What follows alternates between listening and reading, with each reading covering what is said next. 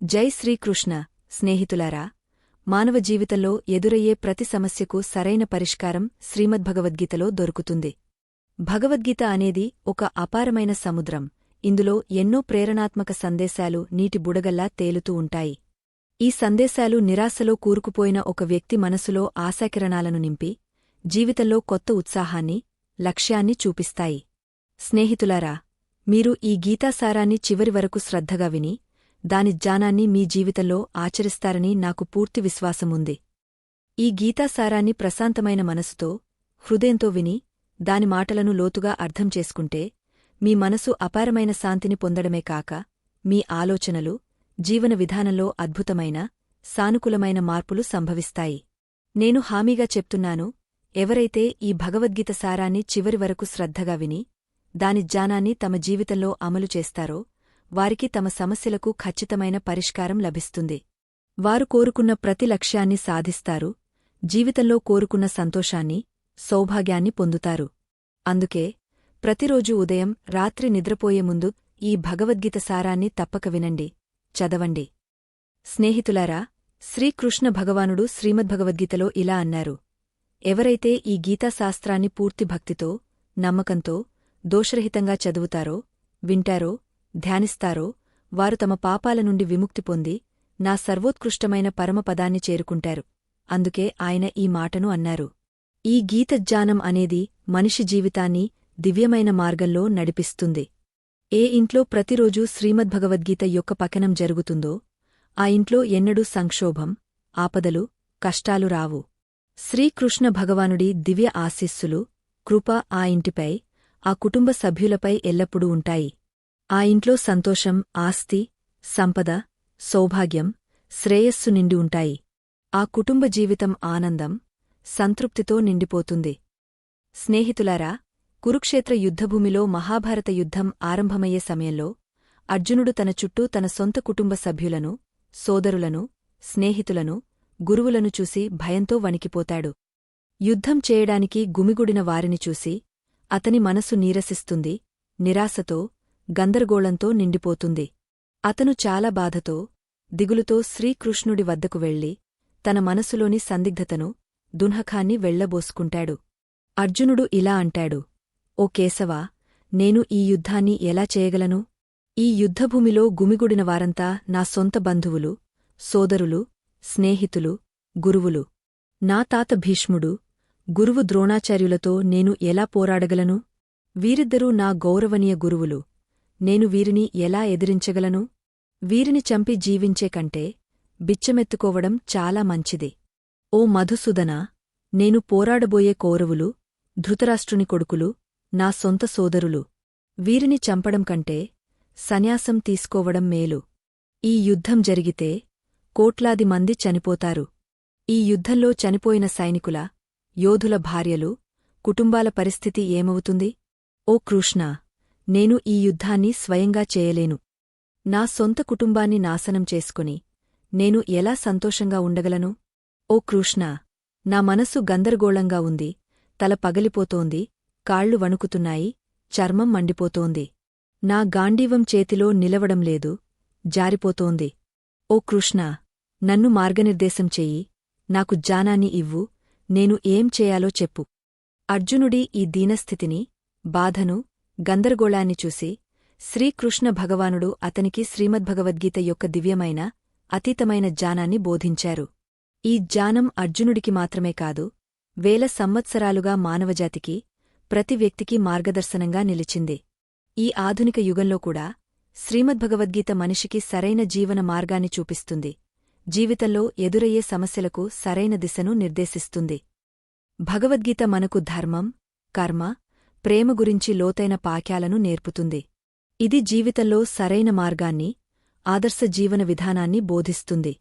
అందుకే మనం ప్రతిరోజూ ఈ గీతను చదవాలి, వినాలి, దాని జ్ఞానాన్ని మన జీవితంలో ఆచరించాలి.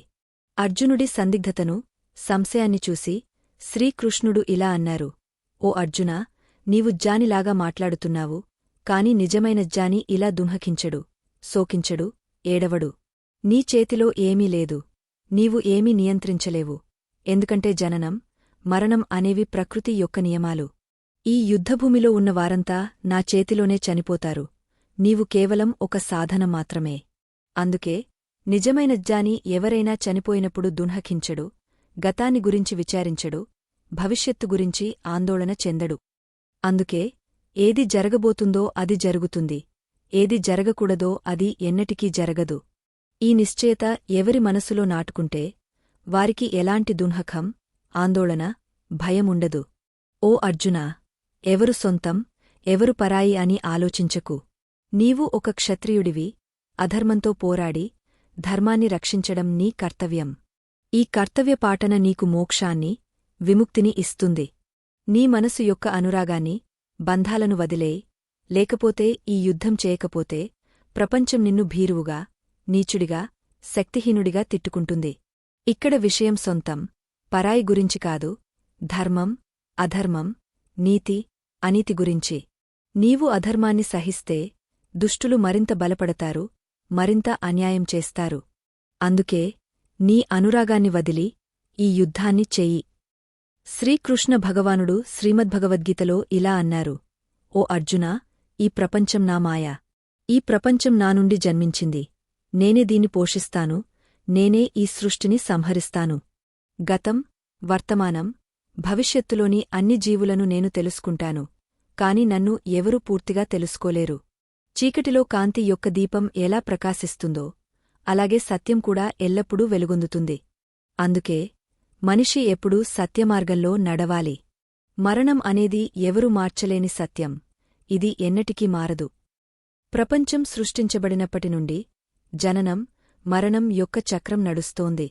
ఒక వ్యక్తి పాత బట్టలను విడిచి కొత్త బట్టలు ధరించినట్లే ఆత్మకూడా పాత, వాడిపోయిన శరీరాన్ని వదిలి కొత్త శరీరాన్ని స్వీకరిస్తుంది. ఇది ప్రకృతి యొక్క నియమం. ఈ సత్యాన్ని హృదయపూర్వకంగా అంగీకరించి భయం లేకుండా వర్తమానంలో జీవించాలి. జ్ఞానులు చనిపోయిన వారికోసం శోకించరు, బతికి ఉన్న వారిపై అతిగా అనురాగం చూపరు. ఎందుకంటే చనిపోయినవారు మళ్లీ జన్మిస్తారని, బతికి ఉన్నవారు ఒకరోజు తప్పక చనిపోతారని వారికి తెలుసు. ఓ అర్జునా, నేను అన్ని జీవుల హృదయంలో నీవు ఆత్మగా ఉన్నాను. నేను అన్ని జీవుల ఆది, మధ్య, అంతం. గ్రహాలలో నేను సూర్యుడు, వేదాలలో సామవేదం, దేవతలలో ఇంద్రుడు, ఇంద్రియాలలో మనసు.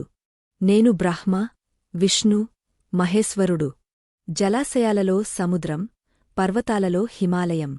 ఈ సమస్త విశ్వంలో నీవు చూసే ప్రతిదీ నేనే. ఈ ప్రపంచంలో మనశ్శాంతి కంటే గొప్ప సంపద ఏదీ లేదు.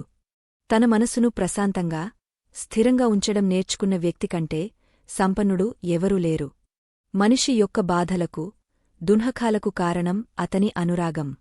అతనికి ఎంత ఎక్కువ అనురాగముంటే అంత ఎక్కువ బాధను, దున్హకాన్ని అనుభవిస్తాడు.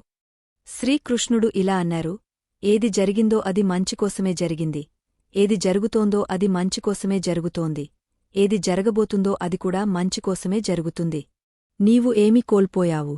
దేని గురించి ఏడుస్తున్నావు? నీవు ఏమి తెచ్చావు? ఏమి కోల్పోయావు? నీవు ఏమి సృష్టించావు? ఏమి నాశనం చేశావు? ఇక్కడ నుండి తీసుకున్నది ఇక్కడి నుండే తీసుకున్నావు, ఇక్కడ ఇచ్చినది ఇక్కడే ఇచ్చావు. నీది అనుకున్నది ఈ రోజు నీది, రేపు మరొకరిది అవుతుంది.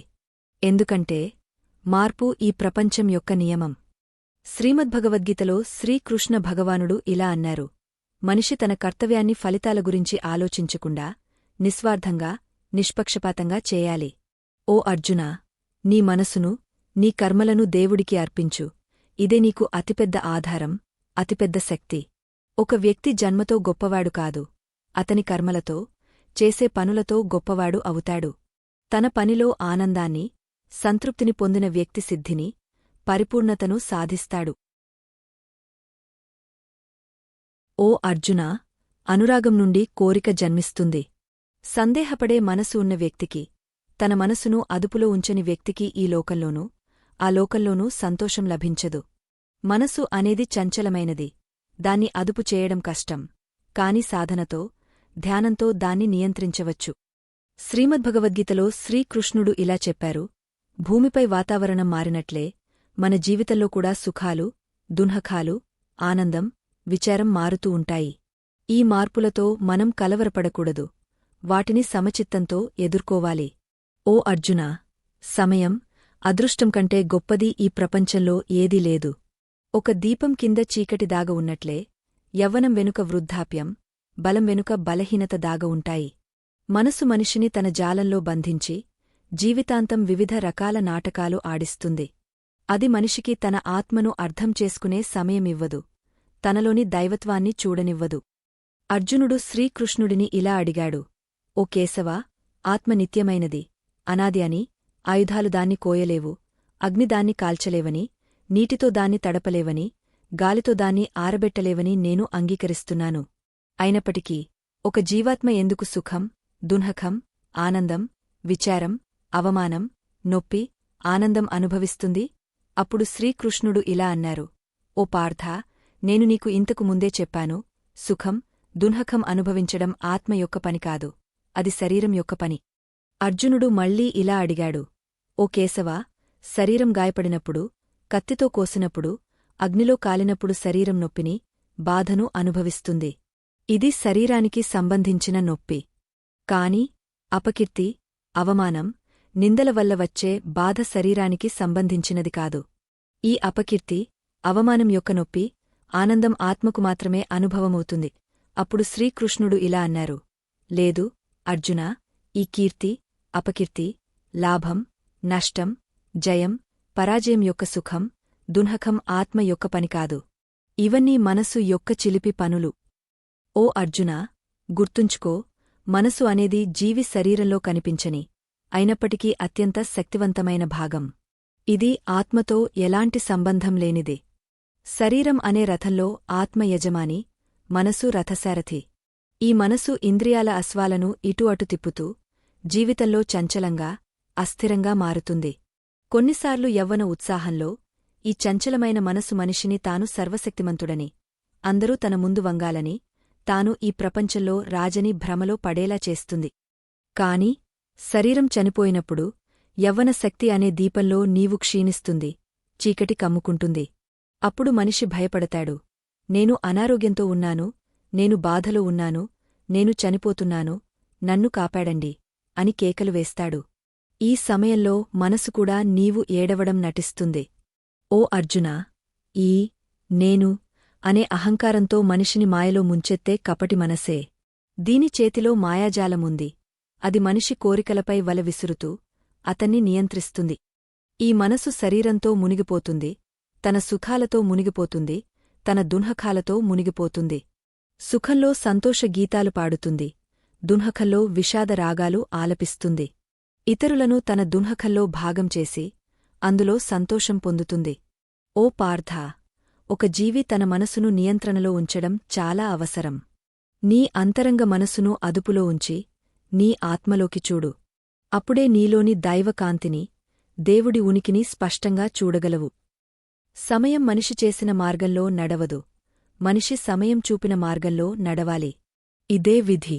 జీవితం కష్టంగా అనిపిస్తుంది, ఎందుకంటే మనం మనల్ని మార్చుకోకుండా పరిస్థితులను మార్చాలని ప్రయత్నిస్తాం. సమయం నీకు వ్యతిరేకంగా ఉన్నప్పుడు ప్రశాంతంగా ఉండడం ఉత్తమం. భక్తి అనుభూతి కలిగినప్పుడు నీవు దేవుడిని ఎన్నుకోలేదు, దేవుడు నిన్ను ఎన్నుకున్నాడని అర్థం చేసుకో. ఎవరైనా ఏమి అన్నా నీవు ప్రశాంతంగా ఉండు. సూర్యుడు ఎంత ప్రకాశవంతంగా ఉన్నా సముద్రం ఎన్నటికీ ఆరిపోదు. నీ చెవుల్లో మాటలు నింపేవారిని జాగ్రత్తగా చూడు, వారు మంచి సంబంధాలను కూడా పాడుచేస్తారు. కర్మ నుండి సామర్థ్యాలు జన్మిస్తాయి. ప్రతి వ్యక్తి పుట్టుకతో సున్నా, కాని తన కర్మలతో గొప్పవాడు అవుతాడు. ఈ ప్రపంచంలో సత్యం కంటే ప్రేమ అనేది గొప్ప సత్యం. నీవు ప్రేమించే వ్యక్తి పట్ల అసత్యంగా ఉండడం కష్టం. స్మైల్, టియర్స్ ఈ రెండు కలిస్తే అది ప్రపంచంలోనే అత్యంత అందమైన జంట. ఈ రెండు కలవడం చాలా కష్టం, కాని కలిసినప్పుడు ఆ క్షణం అద్భుతం. కర్మ అనేది గొప్ప ధర్మం. శ్రీకృష్ణుడు అర్జునుడికి గీతలో ఇలా చెప్పారు: మనిషి కేవలం కర్మ చేయడానికి పుట్టాడు, ఎవరు కర్మ లేకుండా జీవించలేడు. మనిషి ఫలితాల గురించి ఆలోచించకుండా తన కర్తవ్యాన్ని నిష్కామంగా చేయాలి. కోపం మనిషిని నరకానికి తీసుకెళ్లే ద్వారం. కోపం వల్ల మనసు కలవరపడుతుంది, కొన్నిసార్లు మనిషి తనకు తాను హాని చేసుకుంటాడు. ఎంత కోపం వచ్చినా ప్రశాంతంగా ఉండడానికి ప్రయత్నించు. నీవు ఈరోజు కలిగినది గతంలో మరొకరిది, రేపు మరొకరిది అవుతుంది. నీవు ఖాళీ చేతులతో ఈ ప్రపంచంలోకి వచ్చావు, ఖాళీ చేతులతోనే వెళ్తావు. మనసును అదుపులో ఉంచడం చాలా ముఖ్యం. మనిషి మనసు గాలిలా చంచలమైనది. అది మనిషిని కామ కోరికల వైపు, అనవసర ఆలోచనల వైపు తిప్పుతుంది. జీవితంలో విజయం సాధించాలంటే మనసును అదుపులో ఉంచడం చాలా అవసరం. మనసును నియంత్రించడం వల్ల దాని శక్తి ఒకచోట చేరి పనిలో విజయాన్ని సాధిస్తుంది. గీత ప్రకారం మనసును అదుపులో ఉంచిన వ్యక్తి అనవసర చింతలు, కోరికల నుండి దూరంగా ఉంటాడు, తన లక్ష్యాలను సులభంగా సాధిస్తాడు. మనసును అదుపు చేయకపోతే అది నీ అతిపెద్ద శత్రువు అవుతుంది. సందేహపడే వ్యక్తి ఎన్నటికీ శాంతిని పొందలేడు. అతిగా సందేహించడం మనశ్శాంతిని భంగం చేస్తుంది, సంబంధాలను నాశనం చేస్తుంది. అందుకే సందేహాలను వదిలేయ్. మనిషి కర్మలే అతని జీవితానికి ఆధారం. ఏ కర్మలు చేస్తాడో ఆ ఫలితాలు పొందుతాడు. మంచి కర్మలు చేస్తే మంచి ఫలితాలు, చెడు కర్మలు చేస్తే చెడు ఫలితాలు ఎదురవుతాయి. అందుకే మనిషి ఎల్లప్పుడూ మంచి కర్మలు చేయాలి, ధర్మమార్గంలో నడవాలి. మన దున్హకాలకు 5 కారణాలు ఉన్నాయి. మొదటిది, మనకు కావలసినది లభించినప్పుడు ఇది దేవుడి కృప అని చెప్పి వ్యతిరేకంగా జరిగినప్పుడు దున్హకిస్తాం. ఈ అసంపూర్ణ దృష్టి మొదటి కారణం. రెండవది, ఇతరులకు హాని జరిగినా మనకు మంచి జరగాలనే స్వార్థం. మూడవది, మనం కలిగినవి కోల్పోతామనే భయం, కోరుకున్నవి లభించవనే భయం. నాల్గవది, చేయవలసినవి చేయకపోవడం, చేయకూడనివి చేయడం. ఐదవది, మంచి సంఘటనలకు మనమే కారణమనే అహంకారం.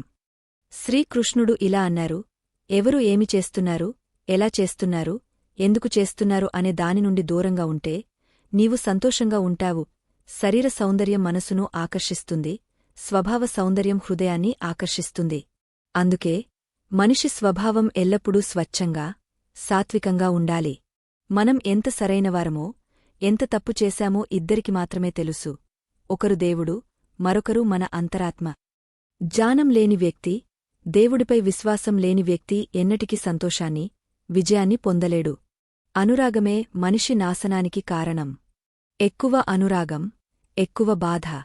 గతాన్ని గురించి విచారించడం దాన్ని మార్చలేదు, భవిష్యత్తు గురించి ఆందోళన చేయడం దాన్ని రూపొందించదు. వర్తమానంలో ఆనందించడమే నిజమైన సంతోషం. నిన్ను సమర్థించేవారిని సమర్థించు, నిన్ను ద్రోహం చేసేవారిని విడిచిపెట్టు. నీవు గౌరవించబడని చోట ఎన్నటికి వెళ్లకు, లేకపోతే నిన్ను బలహీనుడిగా, మూర్ఖుడిగా భావిస్తారు. వర్షం లేని చోట పంటలు పాడవుతాయి, విలువలు లేని చోట సంతతి పాడవుతుంది. ఈ ప్రపంచంలో సంతోషంగా ఉండేవాడు ఎవడంటే దున్హకల్లో ఎక్కువగా విచారించడు, సుఖంలో ఎక్కువగా గంతులు వేయడు. సుఖం, దున్హకం, అవమానం, జయం, పరాజయం, లాభం, నష్టం ఇవన్నీ జీవితంలో భాగమే. ఒకే పరిస్థితి ఎల్లప్పుడూ ఉంటే మనిషి జీవనం కష్టమవుతుంది. ఇతరుల గిన్నెలో ఎక్కువ నీవు చూసేవాడు ఎన్నటికీ శాంతిగా జీవించలేడు. మనిషి ఎల్లప్పుడూ తనకు లేనిది కోరుకుంటాడు, అది లభించినప్పుడు మరొక కొత్త ఆశ దాని స్థానంలో వస్తుంది. ఇలా జీవితమంతా అసంతృప్తిలో గడిచిపోతుంది. సంతృప్తి జీవితానికి మూలమంత్రం. సంతృప్తి ఉన్న వ్యక్తిని ఎలాంటి దున్హకం విచలితం చేయదు. అహంకారం వల్ల ఎన్నో సంబంధాల నుండి దూరమవుతాం. సమయం చాలా శక్తివంతమైనది. కొన్నిసార్లు అహంకారాన్ని కలిగస్తుంది, కొన్నిసార్లు నిస్సహాయతను అనుభవింపజేస్తుంది. మంచి సమయంలో అహంకారాన్ని, చెడు సమయంలో చెడు సాంగత్యాన్ని వదిలేయి. మనిషి జీవితంలో 4 విషయాలు గుర్తుంచుకోవాలి. 1. త్యాగం లేకుండా విధి సాధ్యం కాదు. 2. ఏదైనా వదులుకోకుండా ఏదీ సాధించలేం. 3. ఇవ్వనివాడు తీసుకునే హక్కు కోల్పోతాడు. 4. విత్తనాలు నాటకుండా పండ్లు తినాలనే ఆశతో జీవితం వృథా అవుతుంది. నీవు ఎవరి ముందు నీ వివరణలు చెప్పకు, ఎందుకంటే నీపై విశ్వాసం ఉన్నవారికి వివరణ అవసరం లేదు. నీపై విశ్వాసం లేనివారు నీ వివరణను ఎన్నటికీ అర్థం చేసుకోరు. తెలివైనవారు నిశ్శబ్దంగా ఉంటారు, జ్ఞానులు మాట్లాడుతూ ఉంటారు, మూర్ఖులు ఎప్పుడూ వాదిస్తూ ఉంటారు. కలలకు, లక్ష్యాలకు ఒకే తేడా ఉంది. కలలకు కష్టపడకుండా నిద్ర సరిపోతుంది, లక్ష్యాలకు కష్టపాటు, మంచి ఆలోచనలు అవసరం. నిన్ను విడిచిపెట్టేవాడికి కేవలం సాకు మాత్రమే కావాలి, లేకపోతే నీతో చివరి శ్వాస వరకు ఉండేవాడు ఎన్నటికీ వదిలిపెట్టడు. జీవితంలో ఒక విషయం గుర్తుంచు. ఎవరైనా నీ చేతిలో ఉన్నది లాక్కోవచ్చు, కాని నీ విధి నుండి ఎవరూ ఏమీ లాక్కోలేరు. ఎవరికైనా ఏదైనా ఇచ్చి గర్వపడకు. ఎవరికి తెలుసు, నీవు ఇస్తున్నావా లేక మునుపటి జన్మ రుణాన్ని తీర్చుకుంటున్నావా? అహంకారం ఉన్నవారి సంతతి, కీర్తి, గౌరవం ఈ మూడూ నాశనమవుతాయి. రావణుడు, కౌరవులు, కంసుడు ఇందుకు ఉదాహరణలు. ఎవరినైనా నమ్మాలంటే వారి మాటలను కాదు, వారి కర్మలను చూడు. శ్రీకృష్ణుడు ఇలా అన్నారు, నన్ను తెలిసినవాడు జనన మరణ బంధనాల నుండి విముక్తి పొందుతాడు. భగవద్గీతను చదివి దాన్ని అనుసరించే వ్యక్తి పాపాల నుండి విముక్తి పొందుతాడు. అతని దుష్కర్మల ప్రభావం తొలగపోతుంది. అదృష్టంలో ఉన్నది పరుగెత్తుకుని వస్తుంది. అదృష్టంలో లేనిది వచ్చినా గాలిలా వెళ్ళిపోతుంది. గాలి పడవను తీసుకెళ్లినట్లే మనిషి కోరికలు అతని బుద్ధిని తప్పుదారి పట్టిస్తాయి. సుఖంలో, దున్హఖంలో, గౌరవంలో, అవమానంలో ప్రశాంతంగా ఉండే వ్యక్తి నాకు చాలా ప్రీతిపాత్రుడు. నీ సమస్యలకు ఇతరులను కారణంగా భావించడం నీ సమస్యలను తగ్గించదు. ఒక్కసారి ఎవరైనా నీ పట్ల వ్యవహారం మారితే వారికి నీనుండి ఏదో కావాలని అర్థం చేసుకో. శాస్త్రం చెప్తుంది, నాలుకపై గాయం త్వరగా మానుతుంది, కాని జ్ఞానం చెప్తుంది, నాలుక వల్ల కలిగిన గాయం ఎన్నటికీ మానదు. అన్యాయాన్ని సహించడం, తప్పుతో రాజీపడటం అతిపెద్ద నేరం. ఒక వ్యక్తి రెండు కారణాల వల్ల పూర్తిగా మారిపోతాడు. ఒకటి, ఎవరైనా ప్రత్యేక వ్యక్తి అతని జీవితంలోకి రావడం. 2, చాలా ప్రత్యేకమైన వ్యక్తి అతని జీవితం నుండి వెళ్ళిపోవడం. ఒక తెలివైన వ్యక్తి సంబంధాన్ని నిలుపుకోవడం మానేసినప్పుడు అతని ఆత్మగౌరవం ఎక్కడో గాయపడిందని అర్థం చేసుకో. ప్రేమ ఎల్లప్పుడూ క్షమాపణ చెప్పడానికి ఇష్టపడుతుంది. అహంకారం ఎల్లప్పుడూ క్షమాపణ వినడానికి ఇష్టపడుతుంది. శ్రీకృష్ణుడు ఇలా అన్నారు, నీ కర్మ నీ గుర్తింపు, లేకపోతే ఒకే పేరుతో ఇక్కడ వేలమంది ఉన్నారు. నీ మంచి కర్మలు ఉన్నప్పటికీ ప్రజలు నీ చెడును మాత్రమే గుర్తుంచుకుంటారు. అందుకే ప్రజలు ఏమి అనుకుంటున్నారనే దానిపై శ్రద్ధ వహించుకు. ఎవరినైనా మోసం చేయడం అనేది నీవు తీసుకున్న రుణం. ఒకరోజు నీవు దాన్ని తప్పక తీర్చాలి. మంచి దృష్టి అనేది ఇతరుల లోపాలను, గుణాలను చూసేది, కాని తన గురించి మాత్రమే ఆలోచించదు. సమయంతో తన స్వభావాన్ని మార్చే వ్యక్తిని ఎన్నటికీ నమ్మకు. అద్దంలో చిత్రం కాకుండా స్వభావం కనిపిస్తే ప్రజలు అద్దం వైపు చూడరు. ఎవరినైనా ఎంతగా పొగడవచ్చు, కాని అవమానం ఎల్లప్పుడూ కొలమానంగా చేయాలి. ఎందుకంటే అది ఒక రుణం, దాన్ని ఎవరైనా వడ్డీతో తిరిగి ఇస్తారు. జీవితంలో నీ అతిగా సంతోషాన్ని, అతిగా దుంహకాన్ని ఎవరితోనూ పంచుకోకు. ఎందుకంటే ఈ ప్రపంచం నీ సంతోషానికి, దుంహకానికి ఉప్పు కలిపేవారితో నిండి ఉంది. నీతో నిన్ను ఎవరితోనూ పోల్చుకోకు. నీవు నీలా ఉన్నందుకే గొప్పవాడివి. ఈ ప్రపంచంలో 2 రకాల వ్యక్తులు ఉన్నారు. మొదటివారు చిన్న సమస్యలు వచ్చినప్పుడు భయపడి, కలవరపడి, దున్హకిస్తారు. రెండవవారు ఎన్ని కష్టాలు వచ్చినా ఎల్లప్పుడూ సంతోషంగా ఉండి ప్రతి సమస్యను ధైర్యంగా ఎదుర్కొంటారు. ఒకరు అన్నీ కలిగి ఉన్నా బాధపడతారు, మరొకరు ఏమీ లేకపోయినా దేవుడి నామాన్ని స్మరిస్తూ నవ్వుతూ ఉంటారు. జీవితాన్ని మార్చుకునే సమయం అందరికీ లభిస్తుంది, కాని సమయాన్ని మార్చుకునే జీవితం మళ్లీ లభించదు. శ్రీకృష్ణుడు ఇలా అన్నారు, ఏది జరగబోతుందో అది జరుగుతుంది, ఏది జరగకూడదో అది ఎన్నటికీ జరగదు. ఈ నిశ్చేత ఎవరి మనసులో ఉంటే వారు ఎన్నటికీ ఆందోళన చెందరు. ఓ అర్జునా, నీవు ఒంటరిగా ఈ ప్రపంచంలోకి వచ్చావు, ఒంటరిగా వెళ్తావు. ఇక్కడ నీ సొంతం ఎవరూ లేరు. తల్లిదండ్రులు కూడా ఒకరోజు నిన్ను విడిచిపెడతారు. అలాంటప్పుడు ఇతరుల నుండి ఏమీ ఆశించడం? ఎవరైనా నిన్ను వదిలేస్తే దేవుడు ఎల్లప్పుడూ నీతో ఉంటాడని గుర్తుంచు. ఆయన నిన్ను ఎన్నటికీ వదిలిపెట్టడు. శ్రీకృష్ణ భగవానుడు ఇలా అన్నారు, ఒక వ్యక్తి నాపై విశ్వాసమున్నా లేకపోయినా నేను అతన్ని ఎన్నటికీ వదిలిపెట్టను, ఎందుకంటే అందరూ నా సంతానమే. అందుకే స్నేహితులారా, మనం ఒంటరిగా ఉన్నామని ఎప్పుడూ బాధపడాల్సిన అవసరం లేదు. జీవితంలో ఎన్ని కష్టాలు వచ్చినా శ్రీకృష్ణుడి దివ్యకృప మనపై ఎల్లప్పుడూ ఉంటుందని గుర్తుంచుకోండి. ఆయన మనల్ని ఎప్పటికీ విడిచిపెట్టడు. ఆయన హృదయంలో మనందరం ఒకేలా ఉన్నాం. ఆయనకు సొంతం, పరాయి అనే తేడా లేదు. మనం చేయాల్సిందల్లా ఆయనపై పూర్తి భక్తితో, నమ్మకంతో ఉండడం. అప్పుడు మన జీవితంలో ఎలాంటి భయం, ఆందోళన ఉండదు. స్నేహితులారా, జీవితం అనేది ఒక పెద్ద పాకశాల. ఇందులో ప్రతిరోజూ మనకు కొత్త పాఠాలు నేర్పుతుంది. కొన్నిసార్లు సుఖాలు, కొన్నిసార్లు దుంహకాలు, కొన్నిసార్లు విజయాలు, కొన్నిసార్లు పరాజయాలు మన ముందుకు వస్తాయి. కాని శ్రీమద్భగవద్గీత ఒక విషయాన్ని స్పష్టంగా చెప్తుంది. ఈ సుఖ దుఃఖాలను సమచిత్తంతో ఎదుర్కోవాలి. ఎందుకంటే ఈ రెండూ శాశ్వతం కాదు. ఒకటి వస్తే మరొకటి వెళ్తుంది. ఈ మార్పు అనేది ప్రకృతి నియమం. ఈ సత్యాన్ని అర్థం చేసుకున్న వ్యక్తి ఎప్పుడూ ప్రశాంతంగా, సంతోషంగా ఉంటాడు. అర్జునుడు శ్రీకృష్ణుడిని ఇలా అడిగాడు, ఓ మధుసూదనా, మనిషి ఎందుకు ఎప్పుడూ సంతోషంగా ఉండలేడు? ఎందుకు అతని మనసు ఎప్పుడూ చంచలంగా, అస్థిరంగా ఉంటుంది? అప్పుడు శ్రీకృష్ణుడు ఇలా సమాధానమిచ్చారు, ఓ పార్థా, మనిషి మనసు అనేది సముద్రంలో అలల్లాంటిది. అది ఎప్పుడూ ఒకచోట స్థిరంగా ఉండదు. కాని ఈ మనసును ధ్యానం, భక్తి సాధన ద్వారా నియంత్రించవచ్చు. మనిషి తన మనసును దేవుడి ధ్యానంలో మునిగితే అతని మనసు స్వచ్ఛంగా, ప్రశాంతంగా మారుతుంది. అప్పుడు అతను ఎలాంటి పరిస్థితిలోనైనా సంతోషంగా, సమచిత్తంతో ఉంటాడు. స్నేహితులారా, శ్రీకృష్ణుడు చెప్పిన ఈ జ్ఞానం మన జీవితంలో ఒక దీపం లాంటిది. ఈ దీపం చీకటిని తొలగించి మనకు సరైన మార్గాన్ని చూపిస్తుంది. మనం ఎప్పుడైనా నిరాశలో కూరుకుపోయినప్పుడు, గందరగోళంలో ఉన్నప్పుడు ఈ భగవద్గీత జ్ఞానాన్ని గుర్తుచేసుకోండి. ఈ జ్ఞానం మనకు ధైర్యాన్ని, ఆత్మవిశ్వాసాన్ని ఇస్తుంది. మనం చేయాల్సిందల్లా మన కర్తవ్యాన్ని నిష్కామంగా, నిస్వార్థంగా చేయడం. ఫలితాల గురించి ఆలోచించకుండా మన పనిని దేవుడికి అర్పించడం. అప్పుడు మన జీవితం ఆనందంతో, సంతృప్తితో నిండిపోతుంది. శ్రీకృష్ణ భగవానుడు అర్జునుడికి ఇలా అన్నారు, ఓ అర్జునా, నీవు నీ కర్మలను నాకు అర్పిస్తే నీవు ఎలాంటి బంధనాలలోనూ చిక్కుకోవు. నీ మనసు ఎప్పుడూ శాంతితో, ఆనందంతో నిండి ఉంటుంది. నేను నీ హృదయంలో ఉన్నాను, నీతో ఎప్పుడూ ఉంటాను. నీవు నన్ను భక్తితో స్మరిస్తే నేను నీకు ఎల్లప్పుడూ మార్గదర్శనం చేస్తాను. ఈ మాటలు కేవలం అర్జునుడికి మాత్రమే కాదు, మనందరికీ.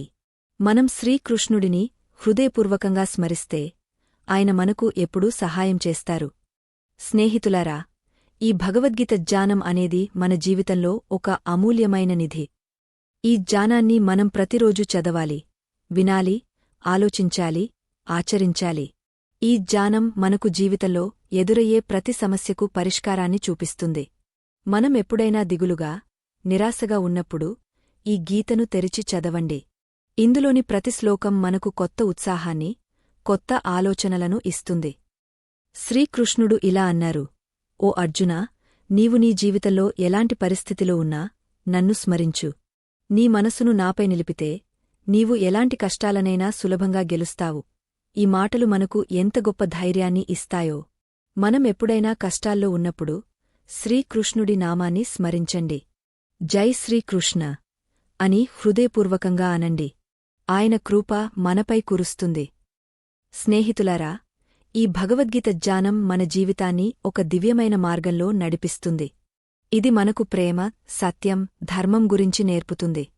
మనం ఈ జ్ఞానాన్ని మన జీవితంలో ఆచరిస్తే మన జీవితం సంతోషంతో, శాంతితో నిండిపోతుంది. మనం ఎప్పుడూ సత్యమార్గంలో నడవాలి, మంచి కర్మలు చేయాలి, ఇతరులకు సహాయం చేయాలి. ఇలా చేస్తే మన జీవితం ఒక అందమైన పుష్పం లాగా వికసిస్తుంది. శ్రీకృష్ణుడు చెప్పినట్లు మనిషి తన కర్మల ద్వారానే గొప్పవాడు అవుతాడు. మనం మంచి కర్మలు చేస్తే మన జీవితంలో మంచి ఫలితాలు వస్తాయి. చెడు కర్మలు చేస్తే చెడు ఫలితాలు ఎదురవుతాయి. అందుకే మనం ఎల్లప్పుడూ మంచి ఆలోచనలతో, మంచి పనులతో జీవించాలి. మన మనసు ఎప్పుడూ స్వచ్ఛంగా, సాత్వికంగా ఉండాలి. స్నేహితులారా, ఈ భగవద్గీత సారాన్ని మీరు చివరి వరకు శ్రద్ధగా విన్నారు. ఈ జ్ఞానం మీ హృదయంలో నాటుకుని మీ జీవితంలో సానుకూలమైన మార్పులను తెస్తుందని నాకు పూర్తి విశ్వాసముంది. మీరు ఈ గీతాసారాన్ని మీ స్నేహితులతో, కుటుంబ సభ్యులతో పంచుకోండి. ఈ జ్ఞానం ఎంత ఎక్కువ మందికి చేరితే అంత ఎక్కువ మంది జీవితాలు సంతోషంతో, శాంతితో నిండిపోతాయి. మీ అందరికీ ఒక చిన్న విన్నపం. మా యూట్యూబ్ ఛానల్ని సబ్స్క్రైబ్ చేయండి. ఇలాంటి ప్రేరణాత్మక, ఆధ్యాత్మిక కథలు, జ్ఞానం మీకు అందించడం కోసం లైక్ చేయండి, షేర్ చేయండి. మీ సపోర్ట్తో మేము మరిన్ని అద్భుతమైన కథలను మీకు అందిస్తాం. మీరు ఈ కథను ఆస్వాదించారని ఆశిస్తున్నాము. మీకు ఈ కథ ఒక మంచి ఫీలింగ్ని, సంతోషాన్ని ఇచ్చిందని ఆశిస్తున్నాము. మీకు ప్రేమ, శాంతి, సంతోషం కలగాలని కోరుకుంటున్నాము. రేపు మరో అద్భుతమైన కథతో మళ్ళీ కలుద్దాం. జై శ్రీకృష్ణ.